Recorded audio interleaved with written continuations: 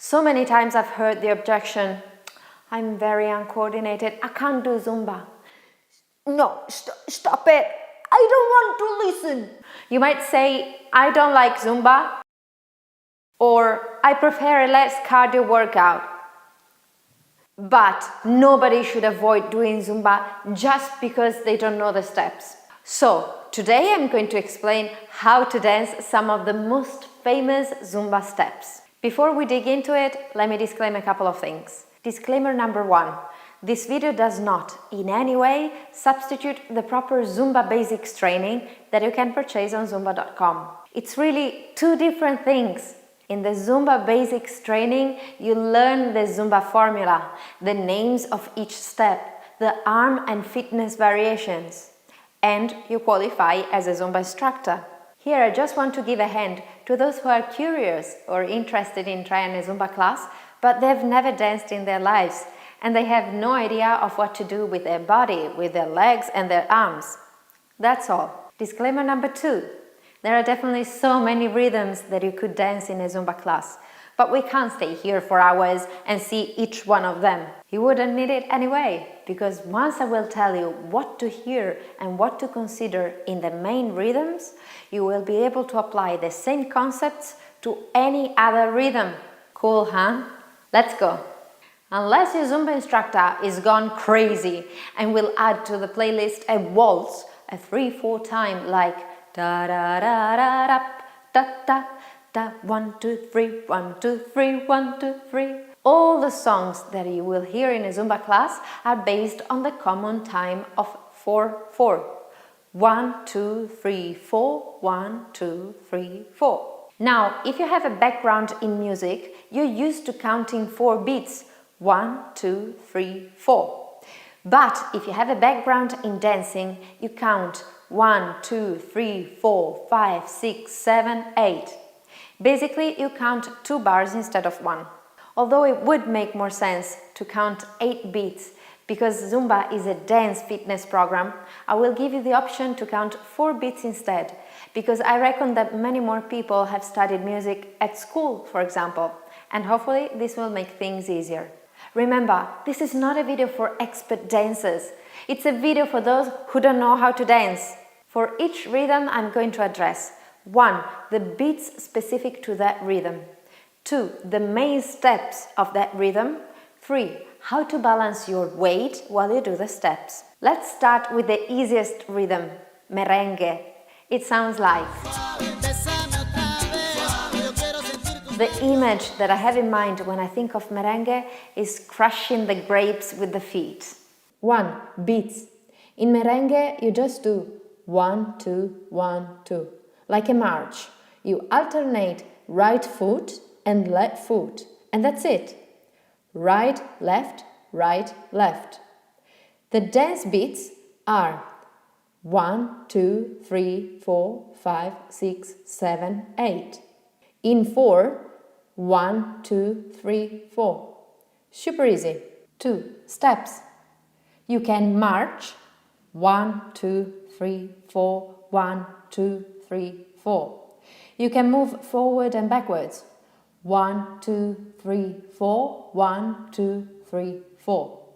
You could do a diagonal step 1 2 3 4 1 2 3 4, or sidewards 1 2 3 4 1 2 3 4. You could do a V step 1 2 3 4 1 2 3 4.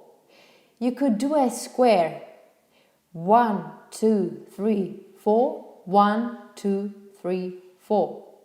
Do you see the corners of the square?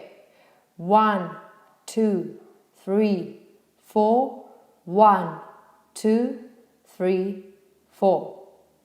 Many times you will see this side step 1 2 3 4 1 2 3 4, that on the last 4 stops and start with the other foot 1 2 3 4 1 2 3 4. The only complicated step in merengue is when we go side and then cross 1 2 3 4 1, 2, 3, 4. Let me show you the step slowly. 1, 2, 3, 4. 1, 2, 3, 4. 3. Balance. Balancing your weight in merengue is really easy. Your weight is on one foot, then on the other. Let's see the balance in the hardest step. 1, 2, 3, 4. 1, 2, 3, 4. My weight moves from one foot to the other. Let's go with salsa. It sounds like. If you hear las claves, it's likely to be salsa. Las claves is a percussion, those two sticks that sound like. Salsa reminds me of the sensual movements of the sea waves. 1. Beats. Every salsa teacher will tell you that the steps are 1, 2, 3, you stop on 4, 5, 6, 7, and stop on 8. So the dance beats are 1, 2, 3, 5, 6, 7. In 4, you can say that the beats are 1 and 2, 3 and 4. You pretend you're going, but then you come back. Pretend you're going and come back. 2 steps. You can do a side step. 1 and 2, 3 and 4. The same step applies if you do it frontal. 1 and 2, 3 and 4. One foot goes forward, the other one goes backwards. 1 and 2, 3 and 4. You can have the side one, but instead of having the foot going on the side, it goes at the back. 1 and 2, 3 and 4. 3. Balance. Knowing the balance in salsa is crucial because of that pretend but come back. Let's say that you start from the base and then one foot goes somewhere else, front, side or back. The other foot is an anchor that keeps you attached to the base. You transfer a little bit of your weight on the moving foot, but you're immediately going back to the anchor. 1 and 2, 3 and 4. Cha-cha-cha. This rhythm is not a basic one, but since it's a kind of mix of both merengue and salsa, I thought it would be nice to mention it. It sounds like... And in my mind, it's the easygoing version of tango. If you're not as technical as a tango dancer, but still want to enjoy a sensual dance, you go with cha-cha-cha. 1. Beats. In 8 beats, you would count 1, 2, 3 and 4, 5, 6, 7 and 8. In 4 beats, it's simply 1, 2, 3 and 4, where the 3 and 4 are the characteristic cha-cha-cha. 1, 2, cha-cha-cha. Same thing. In 1, 2, you do exactly what you would do in a salsa, so pretend you're going, but come back. In 3 and 4, you alternate the feet like in merengue. Cha-cha-cha. 1, 2, 3 and 4. 1, 2, 3 and 4. 2. Steps. If you move in a direction, you do it during the 3 and 4. And many times in 1, 2, you go to the opposite direction. So if you want to go forward and backwards, start by pretending you're going backwards, but then come back to the anchor and then walk forwards during the cha-cha-cha. So 1, 2, 3 and 4. To go back, do the opposite. Attempt to go further, but no, now we are going back. So 1, 2, 3 and 4. If I want to go sidewards with the same kind of step, I have 2 options. The attempt can either be in the opposite diagonal at the front or at the back. So let me show you the front version. 1, 2, 3 and 4. Going back. 1, 2, 3 and 4. Or using the back diagonal. 1, 2, 3 and 4. Then go back. 1, 2, 3 and 4. 3. Balance. Use the same anchor of salsa. Just transfer a little bit of weight, but be ready to immediately go back to the base and do your cha-cha-cha. Now let's talk about reggaeton, the Latin version of hip-hop. It sounds like... In my mind, it's the groove of a big subwoofer's cone, full of energy, but not cheerful. 1. Beats. In reggaeton, the accent is not on one, like the other dances, but on end, so the space between the beats. In 8 beats, you count it, and 1, and 2, and 3, and 4, and 5, and 6, and 7, and 8. In 4 beats, it's and 1, and 2, and 3, and 4. Many times the groove will drag you down, not up. And 1, and 2, and 3, and 4. 2. Steps. Many times you will see the typical side stomp. And 1, and 2, and 3, and 4. Then you change the step and go on the other side. And 1, and 2, and 3, and 4. But other times you will just find yourself on the bass with 2 options. The first one is step, step, double. So, and 1, and 2, and 3, and 4. Let's do it again. And 1, and 2, and 3, and 4. The other leg. And 1, and 2, and 3, and 4. But you can also take the knee up. And 1, and 2, and 3, and 4. Let's do 2 bars. And 1, and 2, and 3, and 4, and 1, and 2, and 3, and 4. You can walk forwards squatting a little bit. And 1, and 2, and 3, and 4. And backwards. And 1, and 2, and 3, and 4. The most complicated step, in my opinion, is when you bounce sidewards.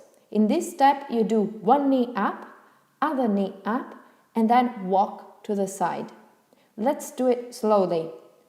And 1, and 2, and 3, and 4. Go back. And 1, and 2, and 3, and 4. 3. Balance. In reggaeton, your balance is low, consistent with the attitude of this rhythm. Many times you are either bouncing around or solidly anchored to the floor. Be ready to change your balance very quickly from one foot to the other. Finally, we have cumbia, the 4th of the basic Zumba rhythms. It sounds like... The image I have in mind is those traditional Latin American costumes, big, colorful gowns that smoothly move around with the music. 1. Beats. Cumbia is as easy as merengue. 1, 2, 3, 4. What's the difference between the two? Basically, cumbia has one lazy leg that follows the other. Let's see it in the steps. 2. Steps. When you stay on the bass, only one foot does the job. 1, 2, 3, 4. 1, 2, 3, 4. The march in merengue is 1, 2, 3, 4. 1, 2, 3, 4. But cumbia is 1, 2, 3, 4. 1, 2, 3, 4. When you do the side walk, the foot at the back pushes you to go forward, so the other foot goes. Of course, the hips help you a lot, but I'm not talking about hips and arms on purpose, because the priority are the feet. Once you get the feet, adding arms and hips is easier. Let's see this walk. 1, 2, 3, 4. 1, 2, 3, 4. Very often you will see a diagonal or opposite step. 1, 2, 3, 4. You see the lazy leg? Let's do 2 measures. 1, 2, 3, 4. 1, 2, 3, 4. Finally, the machete. You're cutting sugar canes. 1, 2, 3, 4. The only work of the lazy leg is to turn on the toes just a little bit so that you don't hurt your knee. Let's see it. 1, 2, 3, 4. 1, 2, 3, 4. 3. Balance. Your weight will stay for the most part of it on the lazy leg. Still, Cumbia is a joyful dance, so you will bounce a bit, and you can give this bounce by giving a bit more energy to the active foot. For example, 1, 2, 3, 4, 1, 2, 3, 4. Or 1, 2, 3, 4, 1, 2, 3, 4. I wanted to mention samba too, but this video would get incredibly long. Furthermore, samba is a little bit trickier than the other rhythms, even for instructors. Many instructors don't do samba at all. So I reckon that if your instructor is confident enough to add a samba to the playlist, they will be able to explain how to dance it. Let me just add a couple of tips. 1. Listen to the music. Zumba steps work in synergy with the music, meaning that the music is not just there to give you a pace, but the steps will correspond to a specific part of the song, the verse, the chorus, the bridge, or a special part. Every time there's a chorus, the instructor is definitely going to do the same steps of the previous chorus. There will be variations maybe, but the basic step is the same. So, follow the structure of the song and you will be able to anticipate the steps. 2. Look at the directions. The possible directions are: you stay on the bass, you go forward and backwards, on one side and then come back, diagonal or turn. If you are completely lost, figure out where the instructor is going first. Then see which foot they use and where's the balance. 3. Check the toes. This is very important because sometimes your instructor will do the step staying on the toes so that the knees don't get hurt. As Zumba instructors, we are not supposed to explain the steps at the beginning or during the songs. That's why we don't use the microphone in Zumba.